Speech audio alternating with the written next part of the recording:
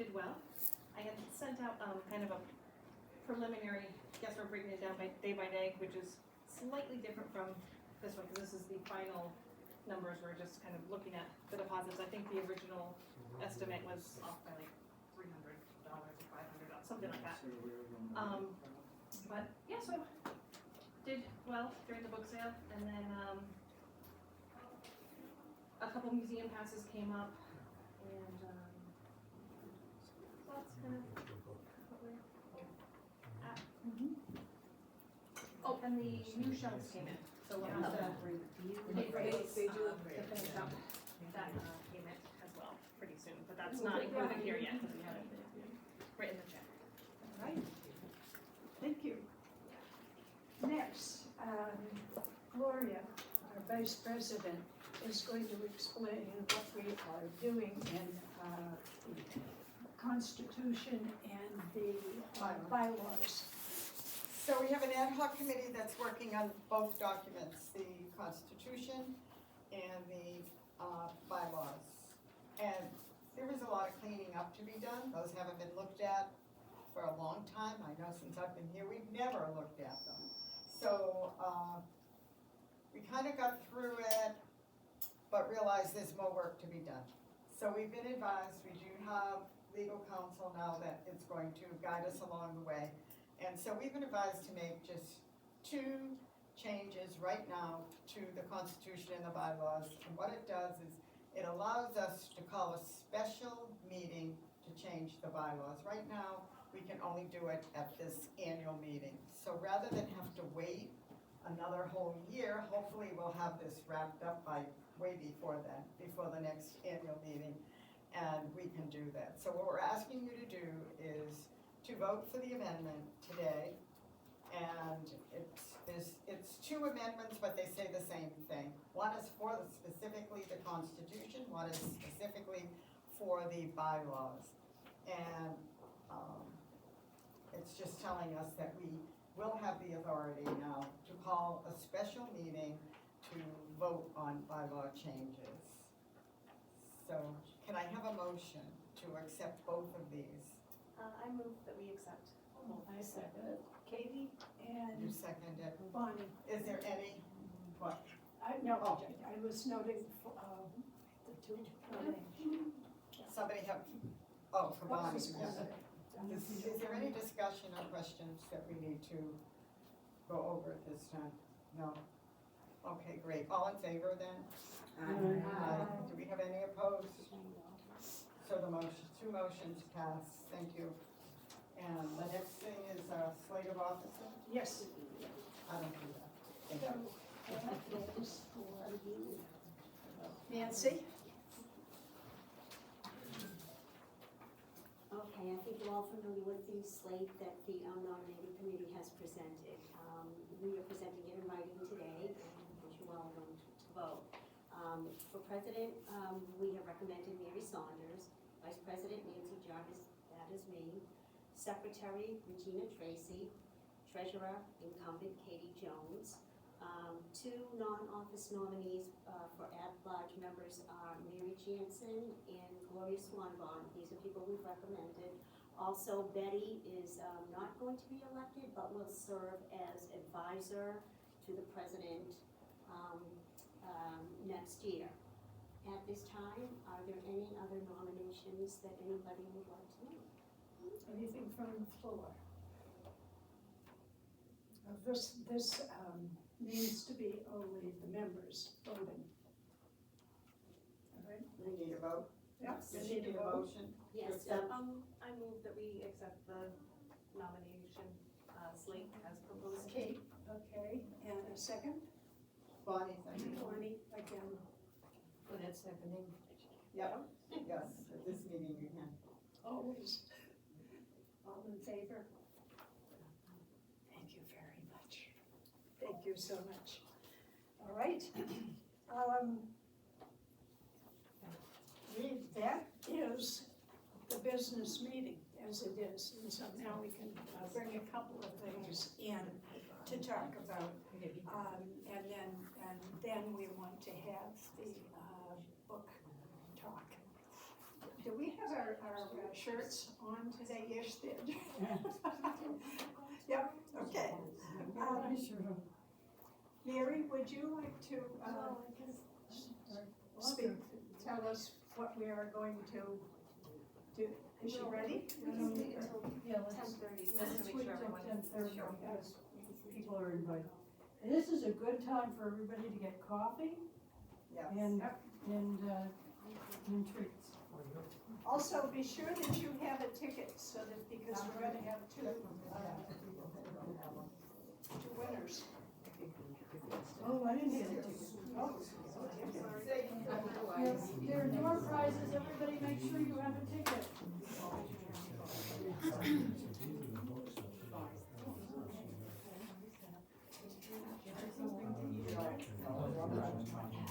Okay. That's the fee, right? Oh, I gave one. Oh, you did? Oh, yeah.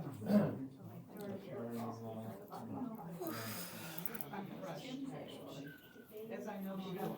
I do, yes, thank you. Hi, Barbara. We have a door prize today. Thank you. Yeah, we're good friends of Mary's. Coffee is ready, if you'd like coffee and water. I know that Mary is what, in San Diego. What was that? Oh, yeah, yes. There was a lot of that. Yes. I told you the other day, we didn't have to go that far to avoid meeting. I know, you're right, you're right. Well, she's never our, Good. all the committee reports she's on. Good She person. deserves all the little trips she can take. She does. And now she's president. I'll tell you so. Oh, I tell her.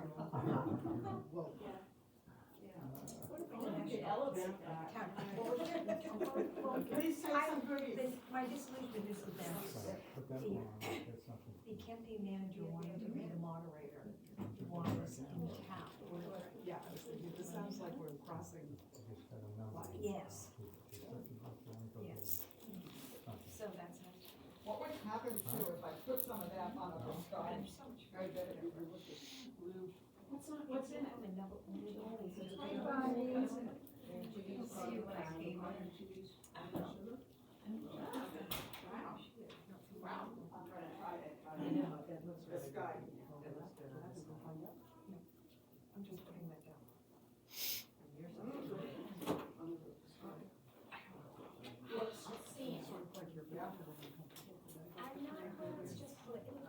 That's a very pretty handbag. Is that a,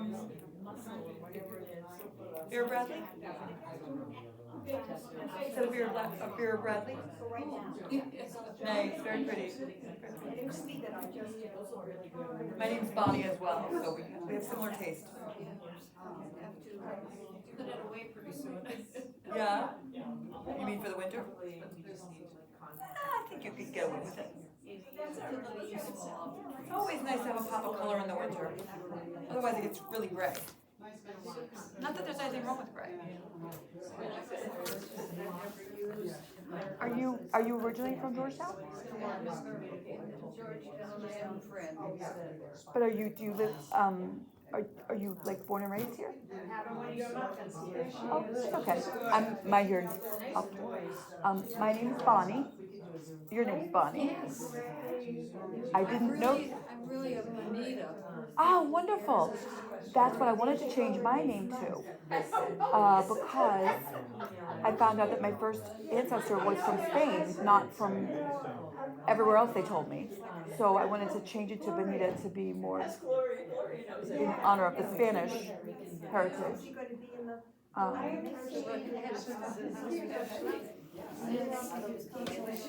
There's been more Spanish people. Yes. Yes. They say Bonita. Do you know what that means? Yes, it was beautiful. La Isla Bonita. I don't speak much Spanish. I speak more French, but I'm learning Spanish. So, how long have you lived in Georgetown? since 1991, maybe. Wow, okay. And where were you before that, if you don't? I've lived in 4 states. Oh, wow. I was born in Wisconsin, Uh-huh. moved to Connecticut, Mhm. and then to Ohio. Mhm. I was following my husband. He was a college professor, Oh, wow, what did he teach? English. Wonderful. And Is he a writer? Is he a writer? he ended up teaching at Salem State. Nice. Well, except for my growing up years, I've lived mostly here. How many kids do you have? Do you have children? 2 grown up and 3 grandchildren. Nice, what a blessing. And they live locally. That's wonderful. That is wonderful. Yeah, I don't know what the grandchildren will do. How old are the grandchildren? They graduated, they're all college. Oh, nice. One or 2 years. And did they go locally? Yeah. Nice, good. Go watch the Patriot game with my son. So are you a Patriots fan? I thought you might be a Packers fan if you were from Wisconsin. Keep an eye on It's okay. You could be a secret cheesehead because I'm a Saints fan, so it's all right. I will never tell. I will never tell. I even have my Saints jersey here, but. Yeah.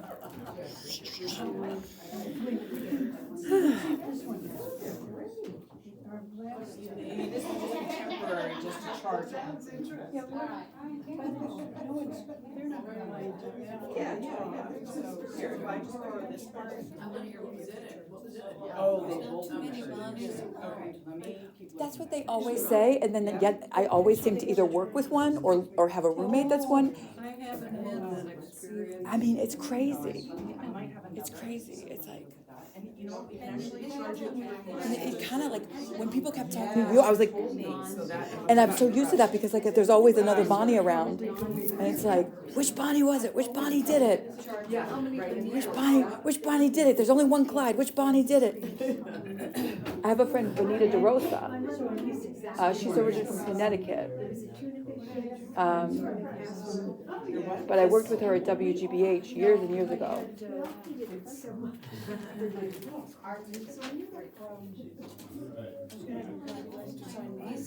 Oh, Of course.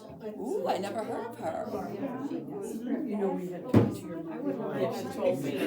Well, I decided, but not. When I first saw you, you reminded me of Loretta Swit, and I hope you take that as a huge compliment because she's one of my favorite actresses. Do you know who she is? She played Margaret Houlihan on MASH. And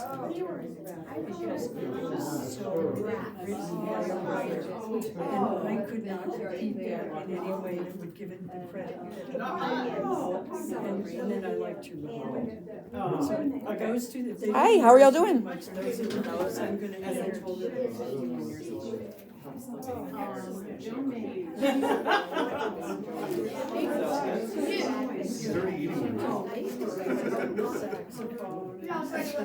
I'll leave those. excellent.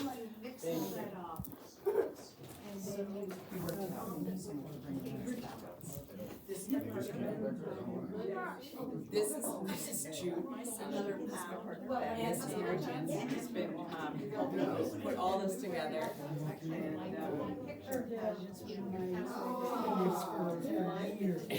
Yes, he does whisper chickens, that's true. So that's why you know them so well.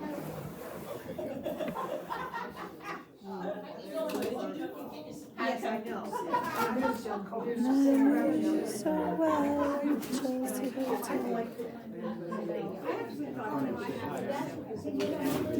Hi, yes. I've heard so much about you. Yes, exactly. And all of the amazing goodness you bring to my parents' lives. So thank you. Having dear friends like that means all the time. Come up with so many years in between. Yes. I Really told my nice to son, see you. Kim. Okay. Yes. Right. Jessica, she is so smart. Well, I'll try to live up to that today. We'll see how I do. It was a very 11th hour preparation. Thank you so much. Oh, well, that, you know, it's funny because that almost makes it harder. It's interesting. But it's a different thing. Nice to see. The fact that, yeah, it's Ace, right? He's Ace. Well, the fact that he has such dear friendships, his friendships and just you know, so many people are lonely, especially men, right? So many, we keep reading about all the people who are lonely, and those deep friendships that last, it's so important. So it makes me, it's just a night and day difference, so. Just a little bit of rain. The numbers are way up. Sprinkling that happened, but. Yeah, I mean, So it's great, and that is part of it, because his relationship with people, everyone loves him, Yeah. they do. yeah, I mean, in that outpouring, I mean, it's gotta buoy you, right? Your numbers have gotta pay attention to that, right? Yeah, so. I've seen the cars, That's where, flash of their picture. my mom always calls it playing card. That's what she calls it when she's like, you know, you have to be out in the shop or whatever. She's like, oh, well, we're playing card again. Yeah, me too. Thank you for being here. I appreciate it. Your skirt is exquisite. Is that tweed? Did you get it there? Mexico, yes. Oh, beautiful. I've been planning a trip to Would you Central like America. one? Yes. Okay, I will search one out for you. I have several hanging in my closet. I don't need all of them. And they fit everybody. Amazing. What's your They fit name? My name's everybody. Bonnie. What's your name? Carol. Carol. Very Carol nice to meet Faniel. you. Yeah. Carol Faniel? Yeah, As in Faniel Street, Faniel Hall? Yeah. Wonderful. Yes, 4080 Street. Okay. So, and your name is? Bonnie Dwyer, 122 West Main. Okay. Apartment 7. Okay. And this is Boba. Oh, great. I'll make sure. Yeah. We haven't really gendered Boba yet. We kind of go back and forth. Boba, like 16. You know, whatever Boba feels like today. Whatever Boba feels like on any given day. Okay. But Guatemala is very close to my heart lately, so it's I feel like. Do you know Lisa Scala, by the way? Do you know Lisa Scala, the jeweler in town?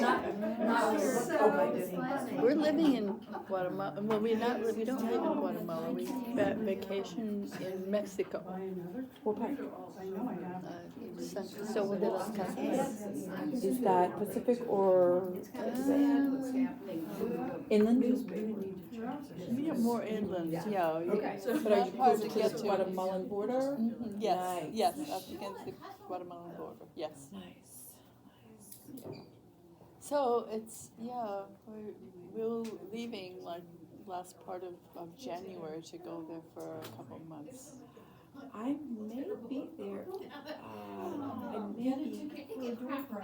I'm leaving soon to go to several different countries, and then I'm going to come back through El Salvador, Guatemala. I really have no interest in Costa Rica.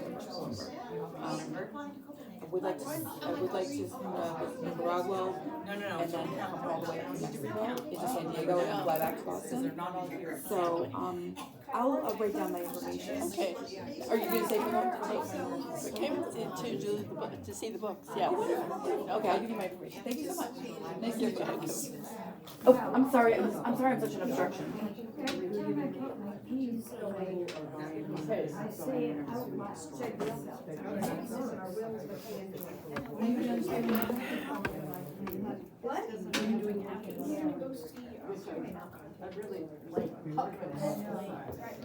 I hope so, yeah. Live in Reading, so. These big purses. Quite. I know. I went walking somewhere yesterday and I discovered I didn't have any pockets in just the keys, but I always keep them. I was just wondering if your parents were transferred or maybe and I walked outside and just smelled it. Hey, I stole their other car. You're really funny. But no, seriously, That's what That's what happened. happens. Yeah, but where is it? It's right over there. Okay, well, there's a lot of different parking spots. It's right out. Right out there. It's really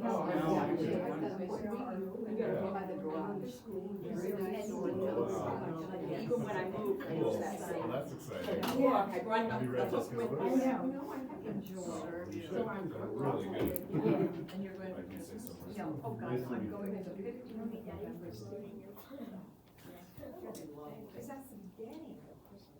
Yeah, so that's why they're making Christmas cakes. Do you want me to set up the video?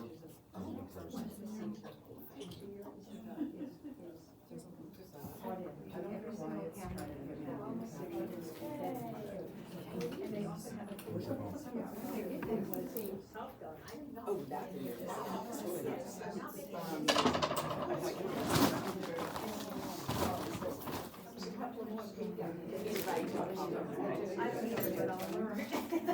That was good. Well, it sounds like.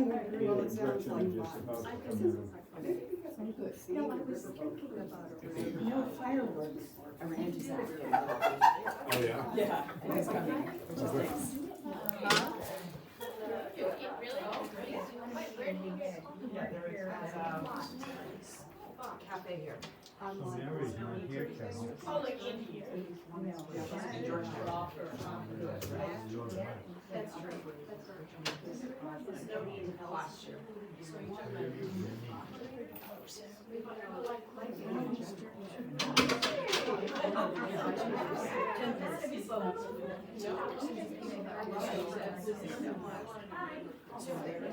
She's charging it a square. So, which, well, we're going to go and charge it a square. It's charging here, and then there's,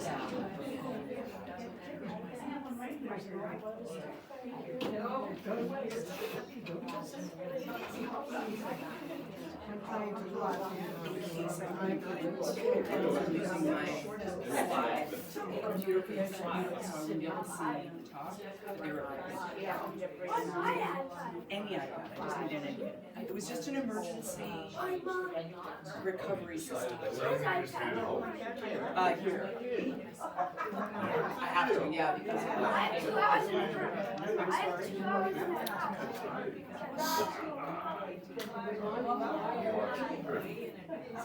I'm going to the bank, he's gonna get $40 for the prize.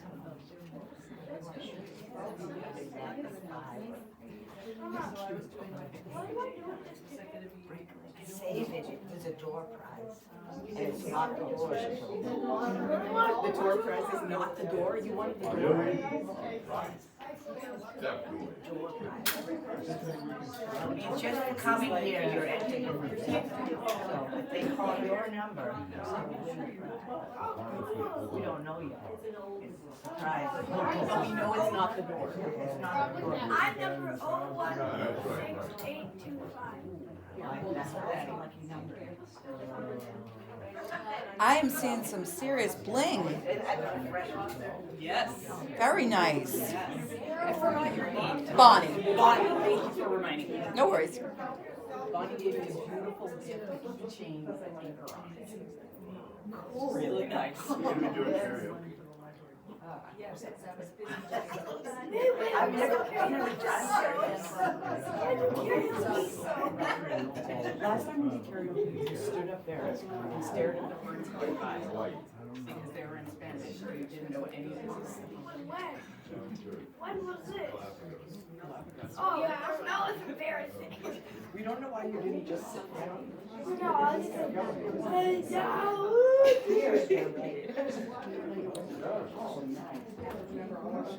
Good. Check that out. Dad brought my water, but then he drank out of my bottle.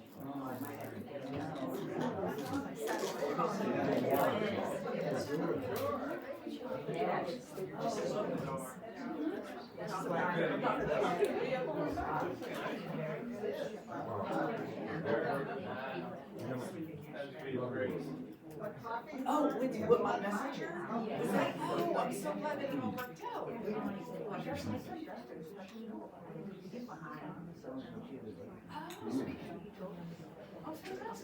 Yeah, I remember. Oh, so glad, thank you.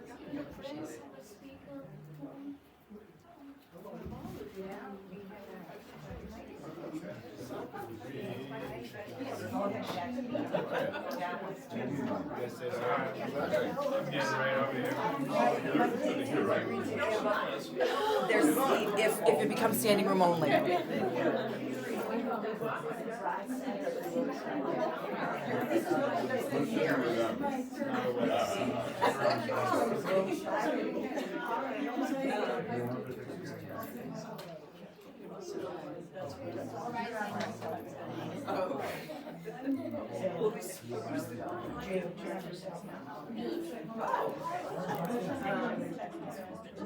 Yeah, that's what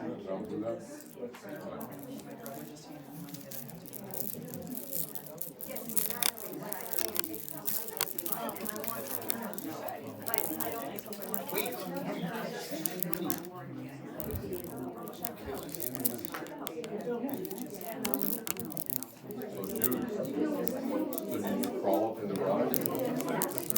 You rolled right. Did you really?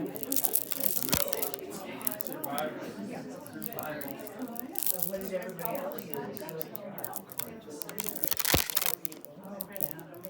Was it cold? Did you have a cold?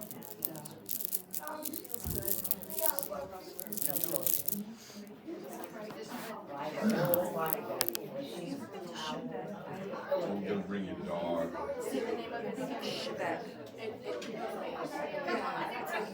I think it's even like it's north of Portland, but it's like It's a pizza. Oh.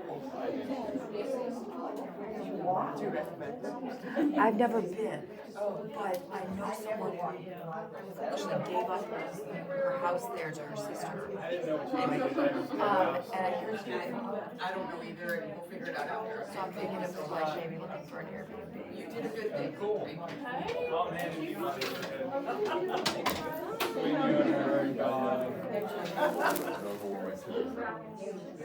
So was this a, God's gonna have to collect it from you. yeah, her friend from high school? No, she just emailed two of us, and we both almost missed it until like yesterday. Yeah, I didn't even see it. I'll probably own some. I know I would like to ask, but roughly within what decade did Jill graduate?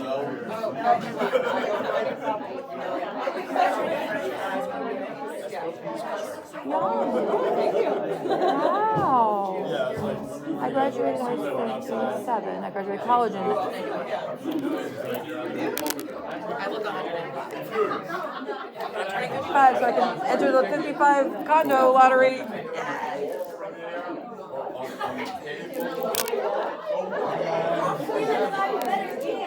And the prizes are on the refreshment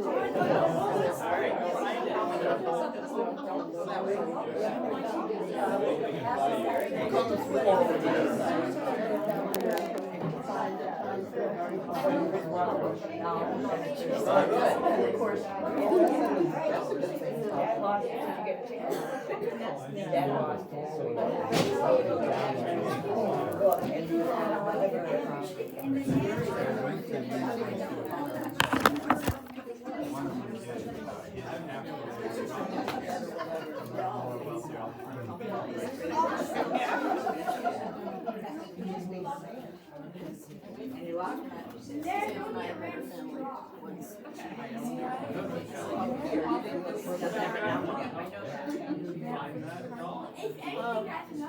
I'm not sure if we need that, but,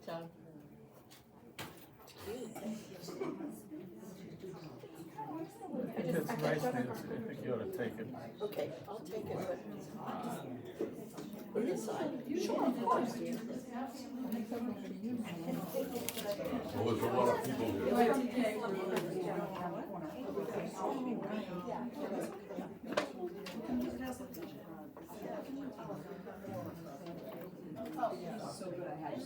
think we might be about ready to start.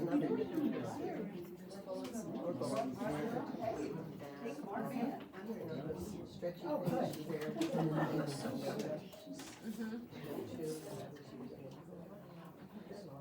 So I'm not a public speaker, I'm just a lover of books and authors, so I'm just going to probably read most of this.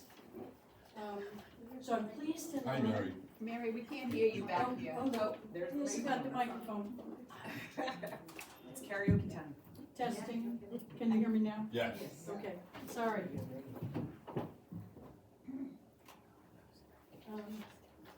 So I'm pleased and honored to introduce Jessica DeLong, our own homegrown celebrity.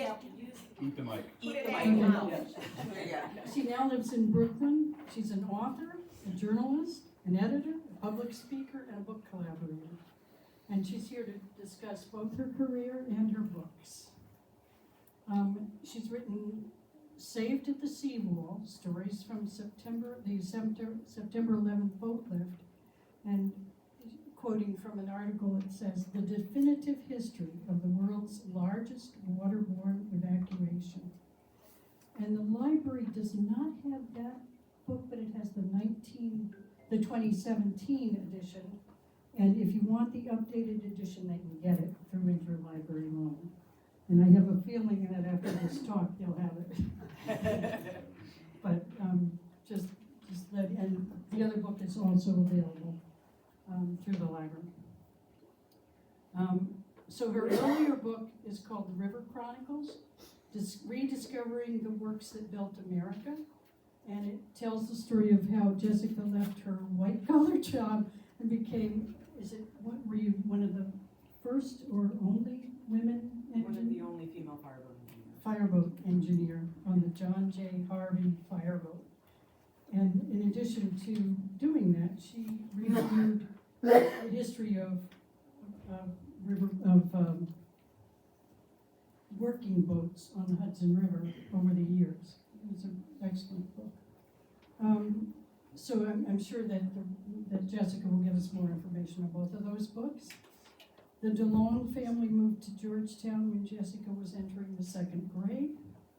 Her parents, Gretchen and Peter, still live on Elm Street. Jessica, in that family home that Jessica grew up in. Jessica attended Pearlie and Pembroke schools, and she's familiar with a lot of the sites in town, including the walking trails behind the Pembroke School and the Union Cemetery. So I didn't want to embarrass Jessica with stories that her mother told me. So I decided I'd let her mother embarrass her. And then there are 2 things that I wanted to ask her mother to do. She wrote something to her mother about the Union Cemetery, which I thought was so typical of an author that I could not give it due credit. So I wanted her mother to read that, and I wanted everybody to know her middle name. Does that mean I have to come up there? I guess you do. Oh, I didn't really dress We for didn't that. tell you that. Well, you can see we're all dressed to the T. Yeah. I love your shirt, by the way.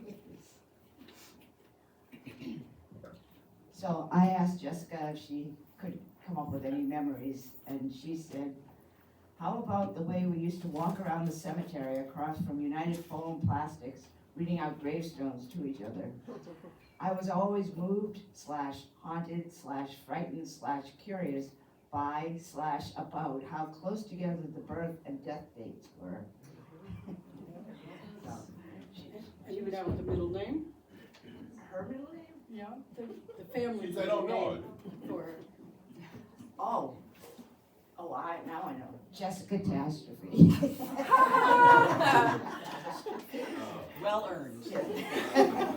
She had a lot of physical accidents that you would think weren't possible, but she pulled them off. I thought you meant her real name. Very ordinary. Okay, ready to have the mic to Sure. Yay.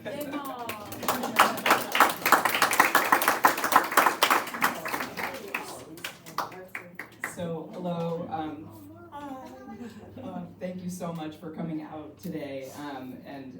My mom has been very reassuring throughout this whole process. She's like, I think it'll be very, it's friendly faces, it'll be a kind audience. And I don't think she realized that I've done lectures internationally. I've delivered keynotes to huge ballrooms at conferences, and that is nothing like this. This is so nerve-wracking. So I'm really grateful for you being here, and you'll excuse my way more nervous than usual delivery of this, but I don't want to start without saying thank you so much to Mary, to Gloria Swanbon, to Sarah, the library director, right? Yes. And the entire Friends of the Library who have worked really persistently as I've tried to figure out how to schedule and make this happen. And so thank you for your patience with me. And I'm really, actually very excited to be here. So what I also wanted to introduce, and part of my nervousness, is that this is the first time, I think it's the first time my parents have heard me speak in person. And it's definitely the first time that my children and my partner, well, you've probably heard me speak, but certainly my children. So this is Zillan here in the, I don't know what the orange/peach number, and with all the bling, the Trapper John shirt. And Jude is here with all the bling, and so it's really nerve-wracking to speak in front of your kids if you haven't had the honor. And the father's over here. Yes. So my parents, and we're gonna get to you guys, don't worry. You will take the center stage, as you often do. So preparing for this talk brought up a whole bunch of Georgetown memories, and I realized that a lot of them actually took place right in this general vicinity here. Kind of within a couple of blocks of this spot. And then I was writing that, and I was like, do you call them blocks when you're not in the city? Because I've lived in Brooklyn for a very long time. But yeah, you can say a couple blocks away, right? That's okay to say that? Down the street. Down the street. Okay, thank you. I need live editing, and you were nominated. Perfect, thank you. So, as mentioned before, my family moved to Georgetown when I was in second grade. And for me, it was big for a lot of reasons.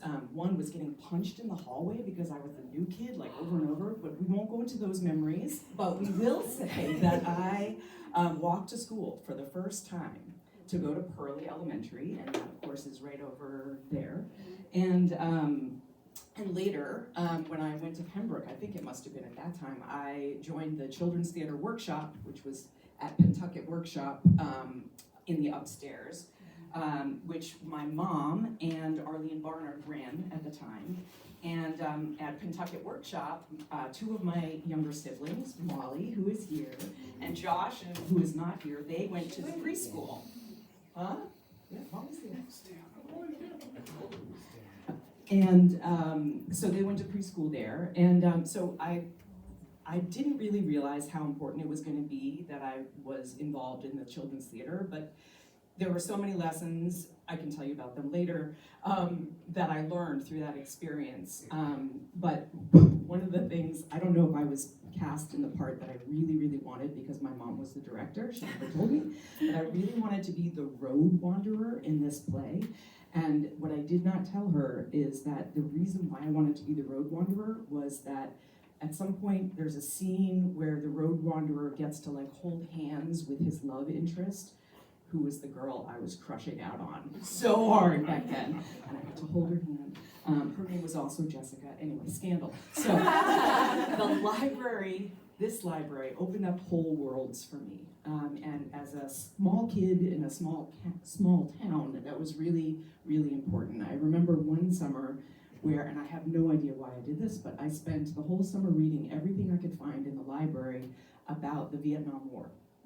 And I remember reading the first-hand accounts of soldiers and hearing what they had gone through and the horrors and also the circumstances through which they just kept persisting to do what they needed to do.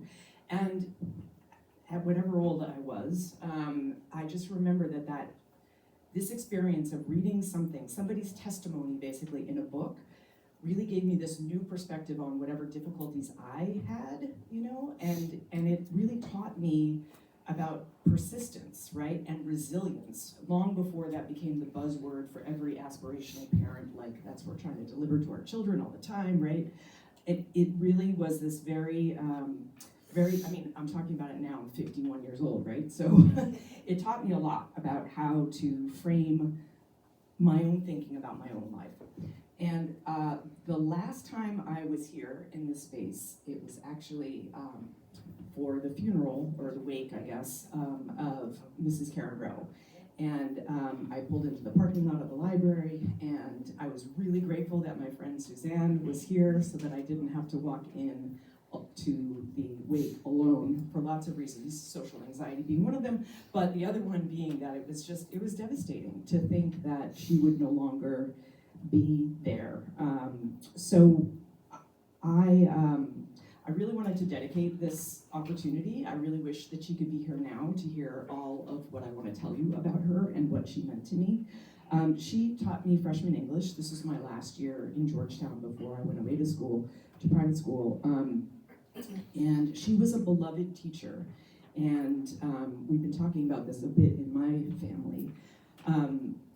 What it means to be a teacher who is both strict and also holds you to the highest expectations, and that's how you know that she cares about you. So strict but warm, and she mastered that combination, which is really, really challenging, especially, my God, I mean, freshmen, that's a tough population, right? But she, you know, I always turned in my homework. I was really a total nerd, and I loved school because it meant that I could really dig into things. I always turned in my homework, except for this one time in freshman English. And her policy was, you didn't turn in your homework, you got a 0. And the only way you could get out of that 0 was if you came after school and did makeup work. And then the highest you could get to replace the 0 was a 60. So I was not going to abide that 0. I came in after school. She gave me an assignment, which was to write a poem. So I wrote this poem. I'm very glad I don't remember the poem, but I do remember that I wrote seize, as in seize the day. I misspelled it as cease, which means cease the day, which has a totally different meaning. I'm really glad I don't remember the rest of the poem, because if it has that cliche in it, I'm sure it was not awesome. But she was very laudatory, very complimentary, very nice. And she, you know, she took my paper very warmly, wrote a big fat 60 at the top of it. And I was like, oh yeah, she might like me, but that's not gonna change the rules. And what a great message to give to a kid, right?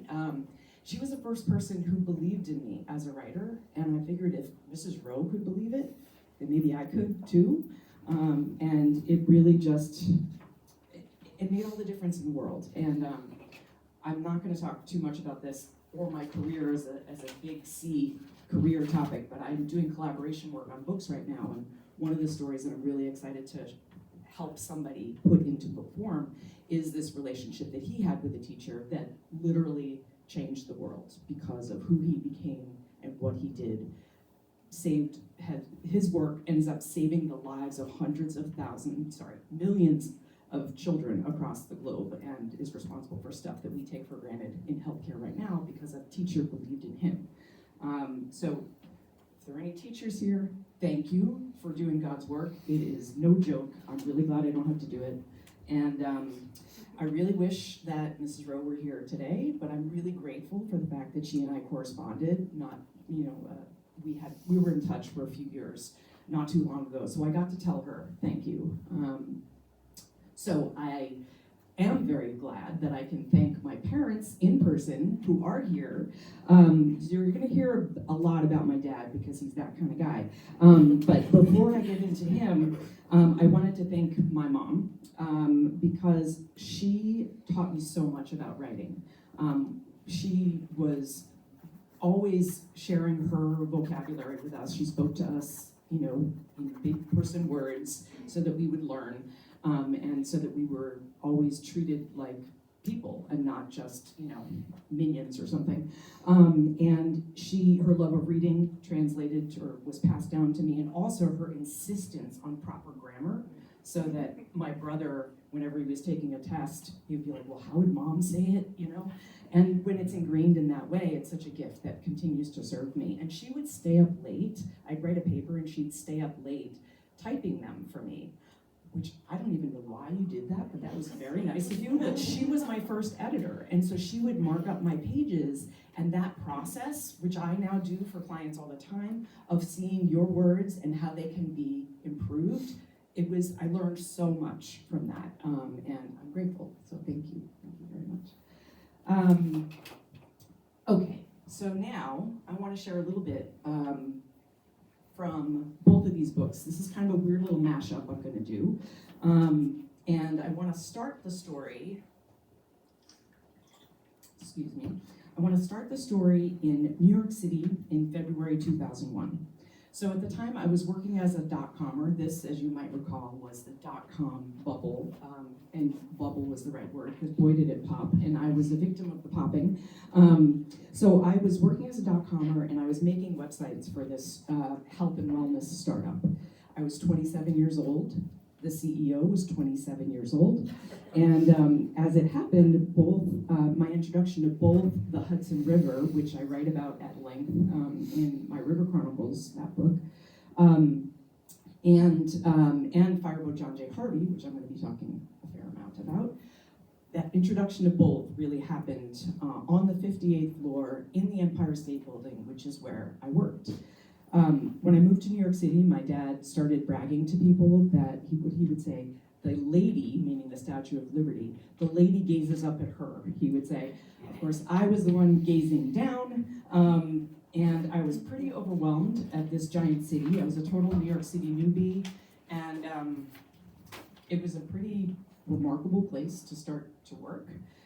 This is not the sunset I saw, but I found that really cool picture online, so I figured I'd share it with you. That is a view from the Empire State Building. Mine, is, in my head, as I remember it, is not as colorful, but that one's pretty, so I thought I'd share it. So basically, I was working 1 million hours a day. So it would be 8 o'clock at night, 9 o'clock at night, and I would finally not be able to concentrate any longer unless I ate something. So I would microwave this frozen vegetable pot pie thing and like bring it back to my desk and look out the window, and I'd see something like that, less colorful. And I would see this, like, the city just struck me as totally self-centered, and it was just like defying sunset with all of this artificial light. And it was just, so important and so busy. And there was this little dark streak that sort of interrupted all of that artificial light. And it was the river, it was the Hudson River. And that was my first context for this river that ended up completely consuming my life for a very long time. My introduction to the fireboat happened when, it's a long story, but basically an office mate who didn't work for our company, but he had joined up with a bunch of people and purchased this fireboat at a scrap auction. The boat had served the city for decades and was being sold for scrap to get chopped up to become Toyotas or something. And this group of friends bought it, and he was among them. And he said, "Hey, we're having a volunteer work day. Come down and get dirty." And I was like, So I had been driving this desk for many, many, many hours a day for many, many days, and I had produced nothing that you could hold in your hands. And so the idea of coming down and getting dirty was incredibly appealing. So I said yes, and I went down, and I had never heard of a fireboat. I didn't even know that was a thing. It just didn't make any sense. And but I was really excited about the idea of working. So this is the first volunteer day. Before long, I found myself perched on top of this monster diesel engine. You can't quite get the scale of what this, how far down this goes, but you'll see some other pictures. And so I'm cutting out this unused heating pipe with a Sawzall.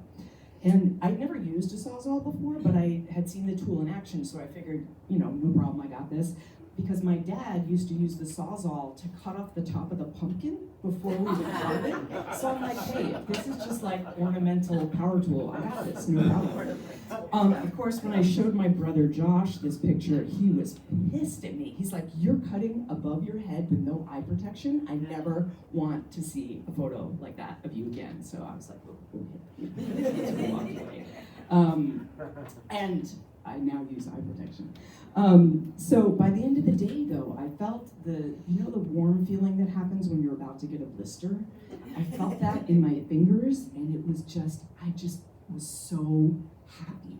Cutting out this heating pipe was the realest thing I had done in forever.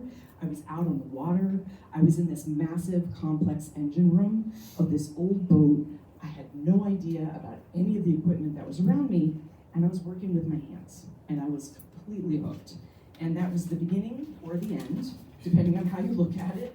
But that first day on the fireboat, I realized through getting this taste of home that I'd really been missing it. So I got this taste of home that I didn't even understand that I was missing until all of a sudden there it was. So as some of you might know, if you know the local geography, on Elm Street, I grew up with cows in the backyard, not ours, the neighbors, but also with this ever-growing collection of abandoned vehicles that still languish among the loosestrife and the long grasses. And there's some excuse for having cars in the backyard when your dad's a mechanic. That doesn't mean the neighbors approve, but the premise is that someday will be the perfect day to make right these rusting relics. That day, just so far, hasn't come yet. Although I will say that my dad has had a very good success, and maybe you'd like to talk about it later with the bus. So growing up surrounded by wasting metal probably has something to do with my passion for industry and industrial decay. And let me tell you, the Fireboat John J. Harvey was a place of industrial decay. Even as we worked tirelessly to restore it. It actually looks better than it ever has, and it must be because I'm retired and I'm not there anymore. So my dad specializes in Porsches and Volkswagens, which he refers to as German machines. And I grew up in a household where tools and diagnostic challenges and the idea that when something's broken, you fix it yourself. So that's what I was coming from, and going away to school and going away to fancy pants college, I had no vehicle for expressing that, no way to connect with that. And so I had spent all of these days as a kid, or any day that they'd let me come, which wasn't often, but at my dad's shop, and I would just love it. Now there's an apocryphal story that when my older sister and I, 3.5 years older than me, and my younger brother, 4 years younger than me, went to the shop, he would have the little kid, 4 years younger than me, fixing cars, and he would have me and my older sister sorting nuts and bolts. So a little bit of bitterness there. Where was the shop? The shop was in Wilmington. Yes, Northeastern Engine Works. So I didn't have any concept that I was capable of doing this kind of work at all. And what was amazing was that this is that same engine from another direction. So basically you were looking at it from this way, and now this is the backside, snuggled right next to the hull. And so in this engine room of a fireboat built in 1931 was where I started to learn otherwise. I began to volunteer regularly, and then almost simultaneously, I was laid off from my .com job, which I don't know if any of you have had times of unemployment in your life, but they seem really hard at the time, and they are really hard, but they're often the space for the next best thing. And so I was laid off. I spent more and more time in the engine room. Things went well enough that first day at the control pedestal, and this is a Bell boat. I'm not going to get into the detail, but just, has anybody seen Titanic? Which I haven't, but I guess they have one.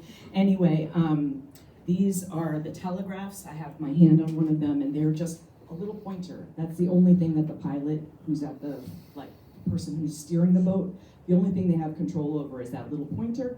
And so they're suggesting how fast they would like to go in which direction.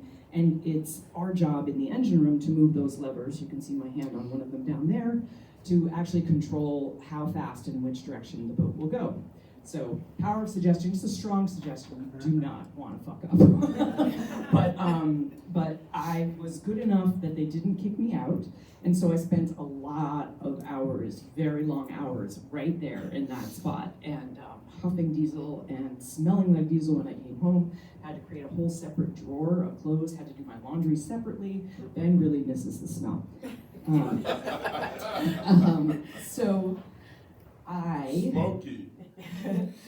I also was learning about the history of the fireboat. It turned out that this was not just like, something that should be chopped up for Toyotas. In fact, it was a marvel of engineering at the time. In 1931, when the boat was launched, it was the first internal combustion fireboat. It was actually gasoline electric, which is a really bad idea because then you're bringing this big vapor head to a fire. They converted it in 1958 to diesel, smarter idea. And the boat served the city, fighting fires all up and down the piers. So let's see.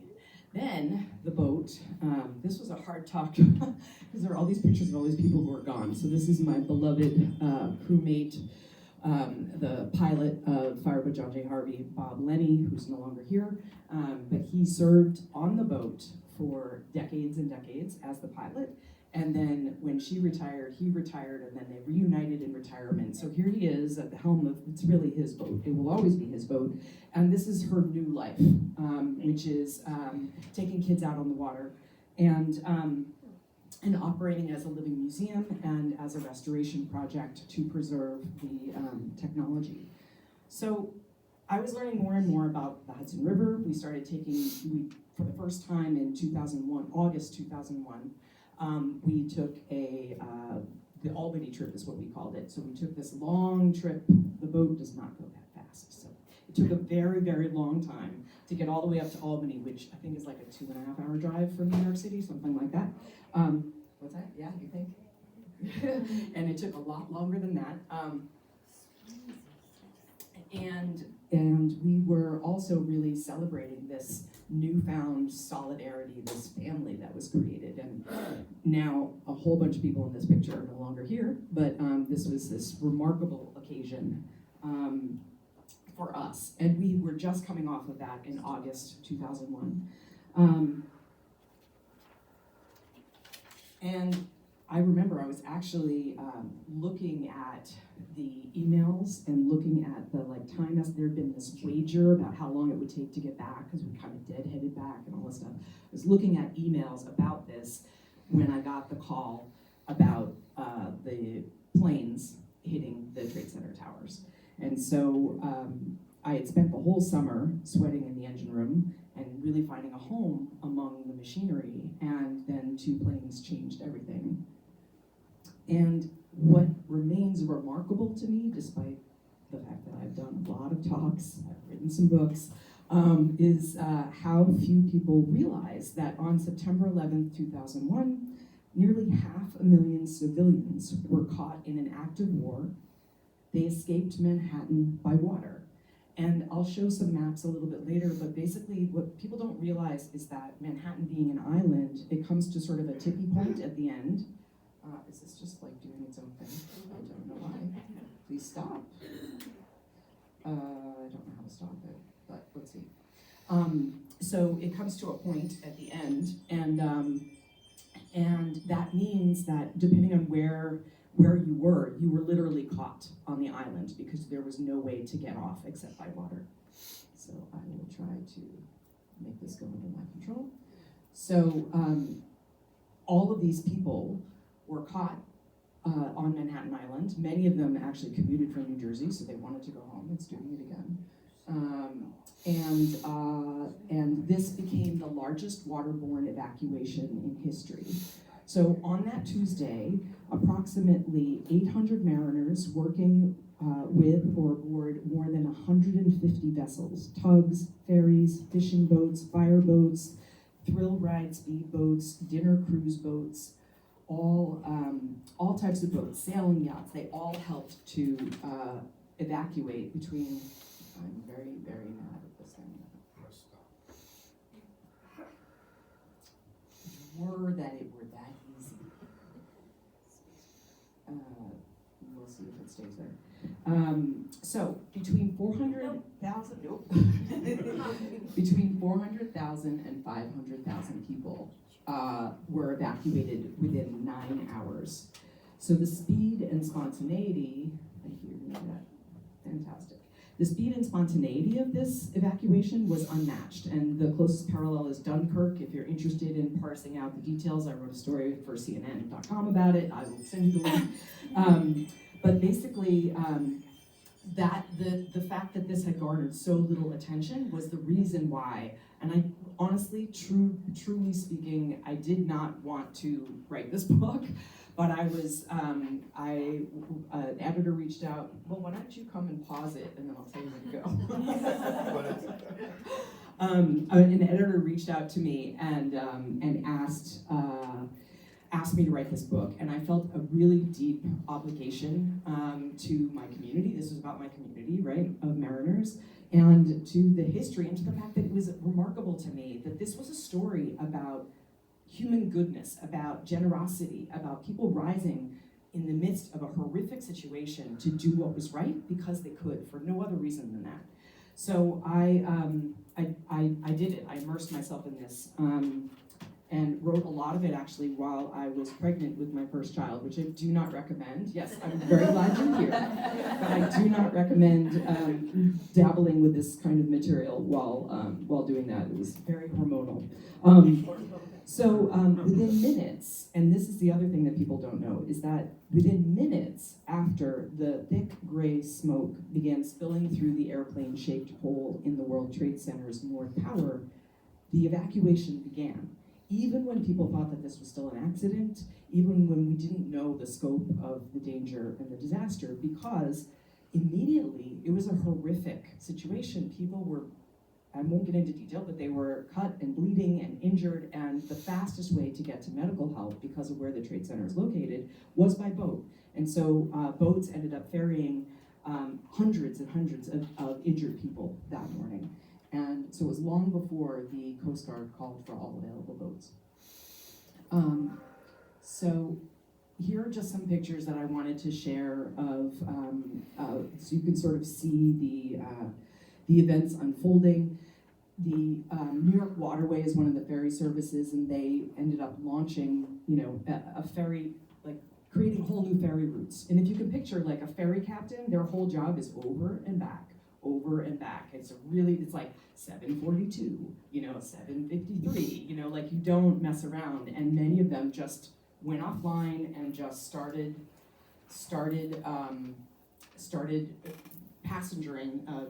ferrying passengers immediately. I don't think the order of these becomes so crucial, so I'm gonna stop being distracted and just let you look at some of this stuff.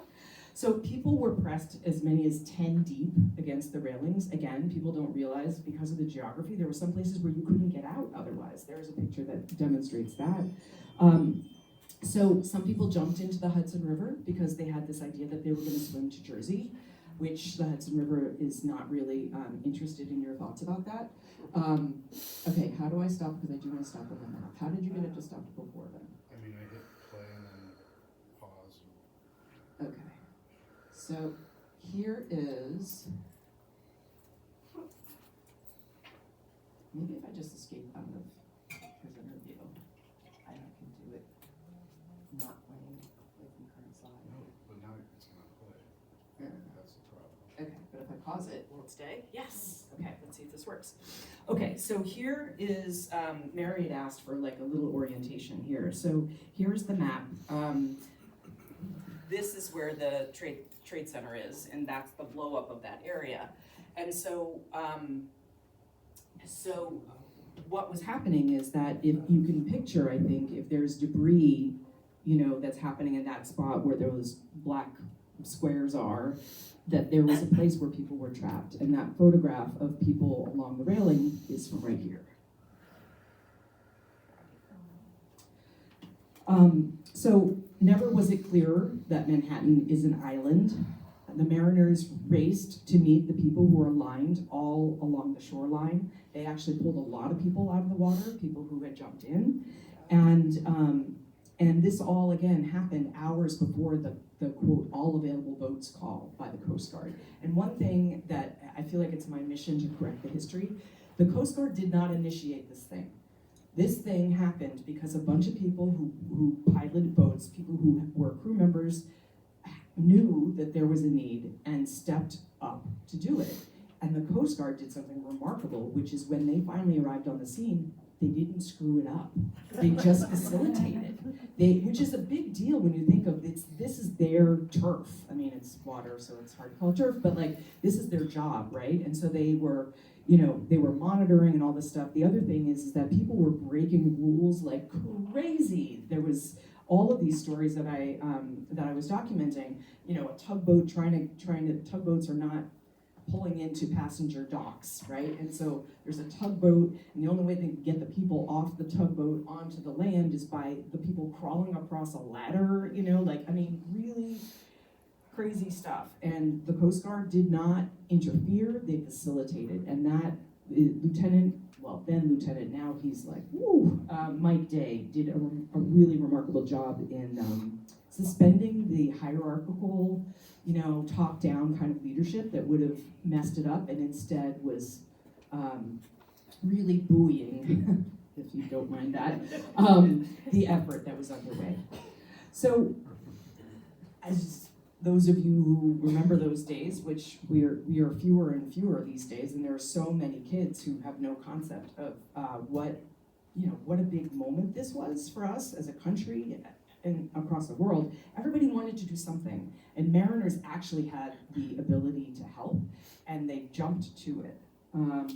They had the skills, they had the apparatus, and they had the professionalism to overload their boats, but with the sensibility of what they could handle. And there were no documented, deaths or accidents. There were moments where there was absolutely no visibility, and it was so hindered because of the particulate in the air that even the radar did not function, because it was thrown off by the mass of, it wasn't really smoke, right? And so despite all of that, the only thing I heard about in terms of an accident or a casualty was that a tugboat captain had a heart attack, because of the stress of the situation. So Fireboat John J. Harvey arrived on this scene. I think you've now seen these photographs over and over and over again, but we're going to get to Fireboat John J. Harvey at some point when it starts playing. We'll see if it actually does. Both towers had already collapsed, and the whole area was choked with dust and soot and smoke. The shoreline was still mobbed with people, and the crew prepared to take on passengers. And they actually boarded about 150 people, and the boat headed north, and they were going to deliver people further north in a safer area of Manhattan. And that's when a call came through, can you still pump water? And because the boat was built in 1931, the boat could still pump water, because this was a time when craftsmanship mattered, when the quality of materials was absolutely given great importance. And so the boat offloaded passengers and came back to support the firefighting efforts. Another thing that many people don't realize is that for days after the collapse, let's stop here, let's see if it will let me.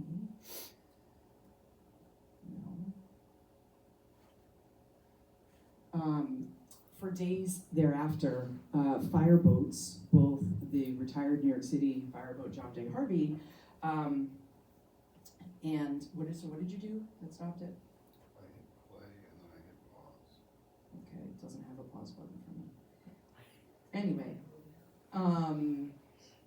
so that fireboats provided the only firefighting water that was available. So they were pumping Hudson River water to the boat, the firefighters on land. And the way that they did that is the slide that's about to show itself right now, which is through connecting hose lines. So basically the Hudson River water, there you see the hose lines. And that was the only water that was available for days, because the fire mains had either been crushed or the fire mains were crushed, and the hydrants were overshadowed, buried in debris. So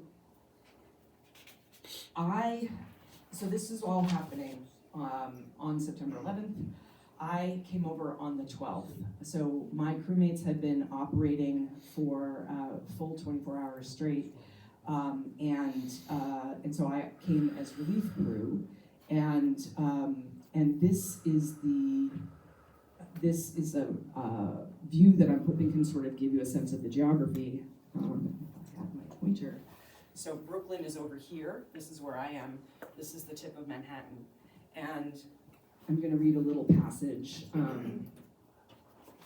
about my experience coming around the corner. So the first time I'm seeing the destruction unfold up close is actually from the boat, from the river.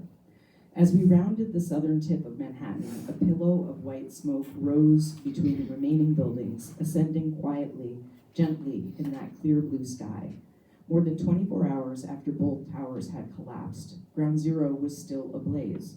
No one knew then that firefighters would keep working for months to extinguish the last fires, or that iron workers cutting away at the pile would pull up sections of steel beam only to watch the nearly molten ends flare up when exposed to a fresh burst of air. Just south of North Cove, I spotted the unpolished bronze nozzles of the John J. Harvey's deck guns, and a wave of love consumed me. I could see the pumps were operating. All summer long, we'd been taking joyride cruises. Now, for the first time, I witnessed the boat perform the service for which she'd been built 70 years earlier. Fireboat John J. Harvey was still able to pump water because she was built in 1931, in an age when fine craftsmanship was still the guiding principle for manufacturing. She was made when things were built to last. So I spent 4 days, I believe, at Ground Zero, helping to run the engine room and continue the pumps going. And here's a picture of the fireboat in her glory days. So you can see the power that is that the pumps are capable of in that shot. That was taken from the George Washington Bridge. And while I was there, I was watching rescue workers and blue-collar tradespeople clamber over the pile, and I was struck by the unrecognized dignity of physical labor. The earth seemed to have shifted on its axis, and suddenly I don't know if it's just going to keep going here, and suddenly it no longer mattered whether you had a big fancy degree. In fact, really what was more important probably was knowing how to use a cutting torch. That's what really mattered at that time. And so for me, it was a complete mental shift. It was like a shift back into everything that I'd been taught as a kid. And I thought about,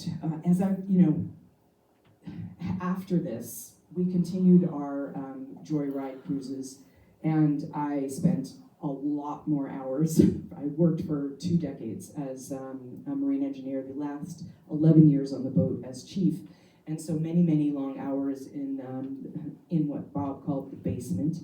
And it gave me a lot of time to think. It was probably why I loved it so much and needed it so much, especially in the aftermath, because no one could talk to me down there. I could hide and think, and I was really thinking more and more about how our respect for hands-on work in this country, how detrimental it is that has been demeaned over time. I wrote a lot about that in my first book, and it just really pressed the point that there are so many different ways to be smart, and that knowing how to fix shit really, really matters. And I think more about that now as we're seeing all the climate disasters happen, that the ability to be able to, fix a generator when it fails you and things like that.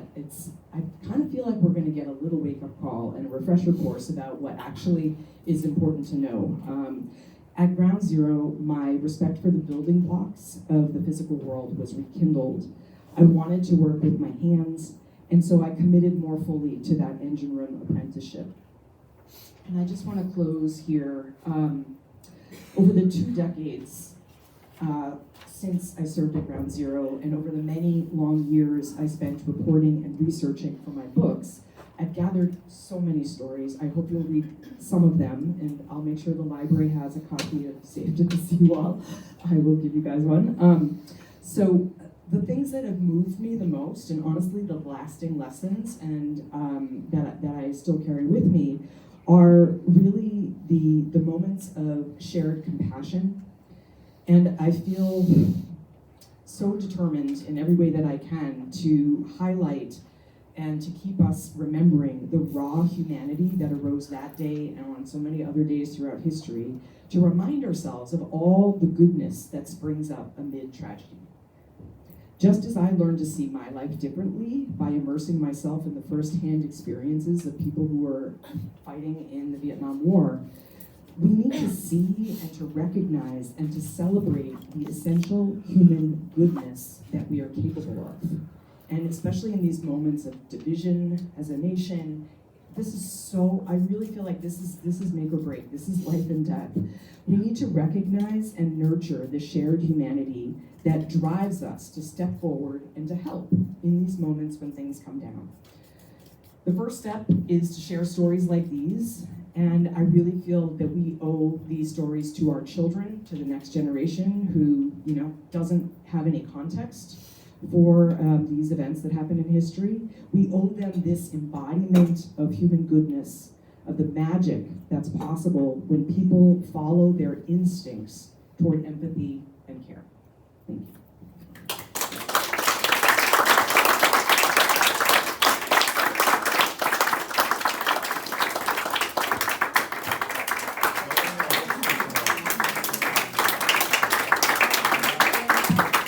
Thanks very much. And Ben's gonna help me with books for sale here if you're interested. Thank you, Teddy. And I'm happy to answer questions. So that was all I was gonna say, that Jessica has books for sale. If we work on it, we might be able to get a credit card working, but she has Venmo and cash, and I think we're gonna have the credit card in a second. And we thank her enormously for coming and helping with this talk.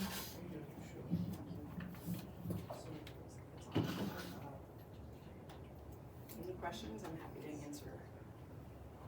Oh, gosh. Okay. I never understood how you got from Brooklyn to Manhattan that second day. I mean, on what boat? Was it on the Harvey?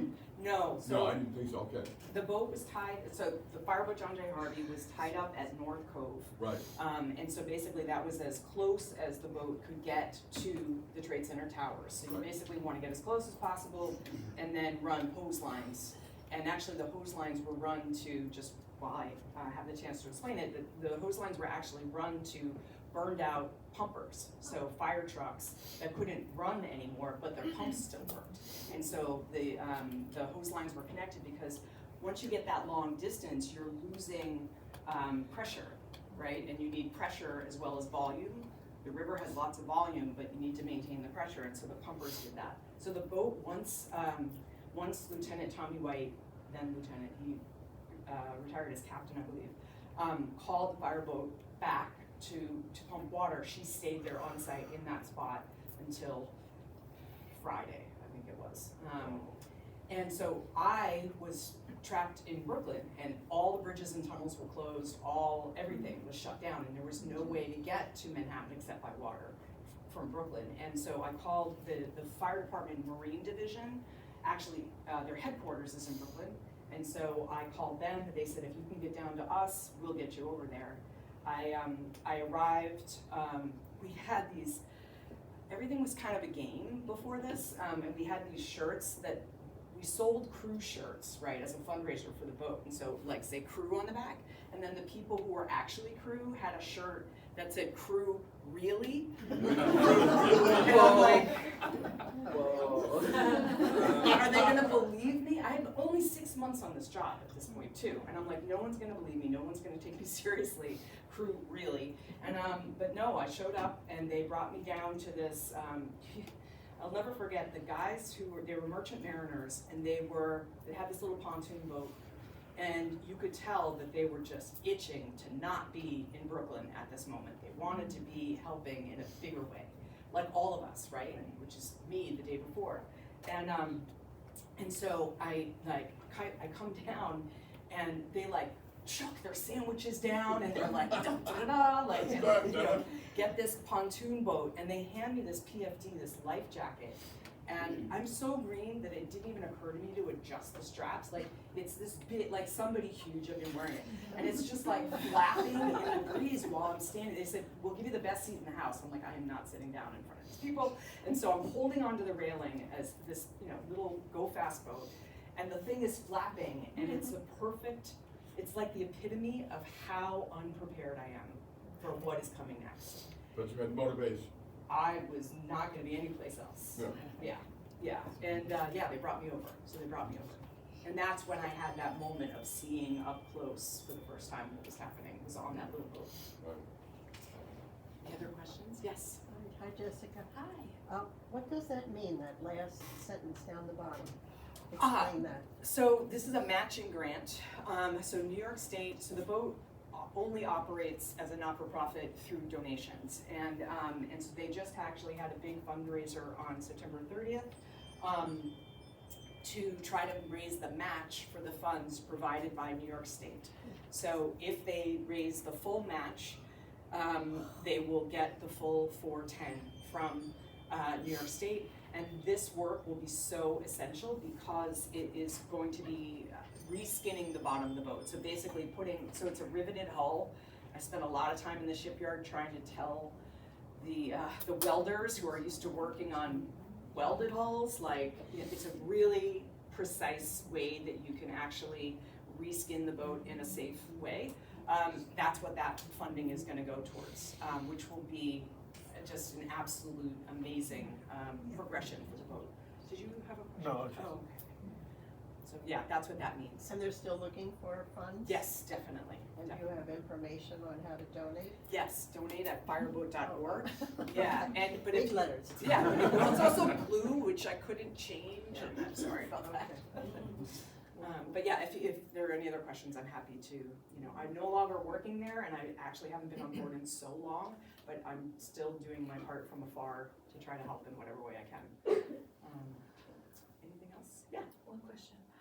Hi, my name's Bonnie Dwyer. I own a small business here in Georgetown called Casbah Life Crafting Studio. And so much of what you talked about today, like I only met you last night, like by chance. Yeah. But so much of what you talked about today mirrored like day by day, minute by minute, me remembering working in downtown Boston and getting the call from my mother in New Orleans, Louisiana to tell me, hey Bonnie, the news is saying that, the New Orleans news is saying that planes are taking off from Logan Airport and flying into the World Trade Center in New York. I'm like, Mom, you're out of your mind. Like, that makes no sense. Yeah. Sitting to my left was a guy who coincidentally had the same last name as me, but don't think we're related. He was from Belfast, Northern Ireland. He picks up the phone. He knew a lot more about the internet than I did, because you're talking about the .com. Yeah. He was like, the Irish were way ahead of this. In more ways than one. Because he I'm still on the phone with my mom. Yeah, I'm like, she's crazy. And he's like, hello? Yeah. Yeah. It's true, it's confirmed. But they knew before the Boston News even announced it. Yeah. And I'm sitting in an office in downtown Boston looking out like towards Logan Airport. I'm like, this cannot be true. Like, this has to be. And so thank you so much for taking the time when you were pregnant with your little one to process this, because it's been, 23 years? And I still haven't processed it. Yeah. So, and that's part of what I'm a mental health peer support specialist or trauma specialist and everything. Yeah. So I'm a writer, your story mirrors mine and my son's in so many ways. So I'm gonna really commit myself to processing this in writing, whether it's poetry, Yes. what have you, Yeah. because that's the gift I was given. Yes. I don't have the physical skills that you have. Yeah. But I do have. I love what you said about the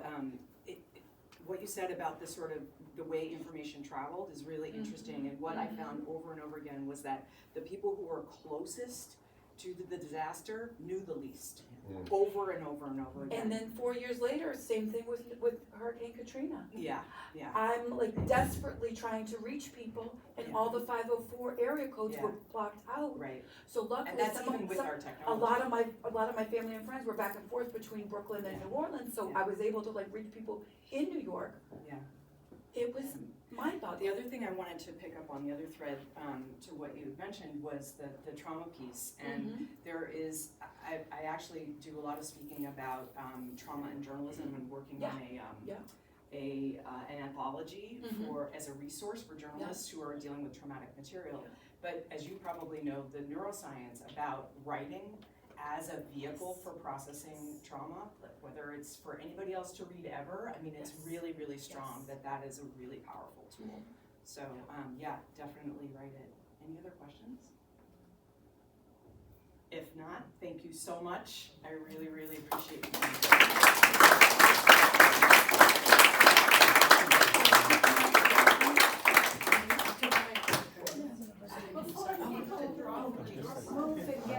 Oh, you're drawing your prize. Before people move and get lost, we want to call the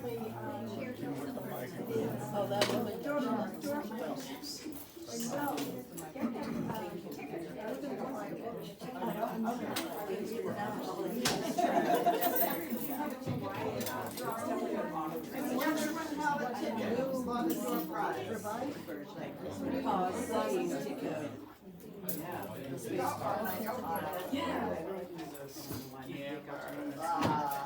Does everyone have a ticket? I don't know if someone came in late and didn't get one. Okay, who'd like to draw? Oh, get mad at me if it's not you. I can't, that's cheating. Did you not hear my story at the beginning? Okay, 0, 1, 0. Oh, 2 of them? There's 2 of them, so the Oh, there's first 2 one drawings. will be. 0, 1, 0. Oh, everybody got that? We all got that. Whoa, should I read the number or should I put it back in? No. Okay, 0, 1, 0, 6, 8, 1, 1. No. 6, 8, 1, 1 at the end.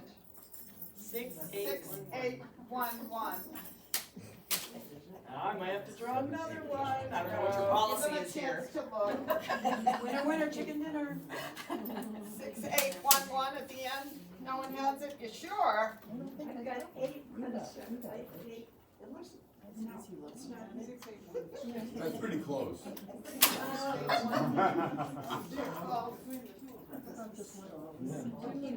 Maybe it's somebody who had to leave early. It might be someone who left to go late. Okay. It's not Paul's? No, you got it. Okay, should I pick another one? Pick another one. Yeah, another chance. Okay. Suspense. 0, 1, 0, 6, 8, 2, 7. Whoa! I got 8 to 5. Oh! 7. Gotta be in 7. 7. So, we have 2 things. We have the centerpiece, which is a real pumpkin, all dressed up for the holiday. Very nice. No, it's this lady here. This right here? Yeah. Put it on the table for you. I got a chainsaw. So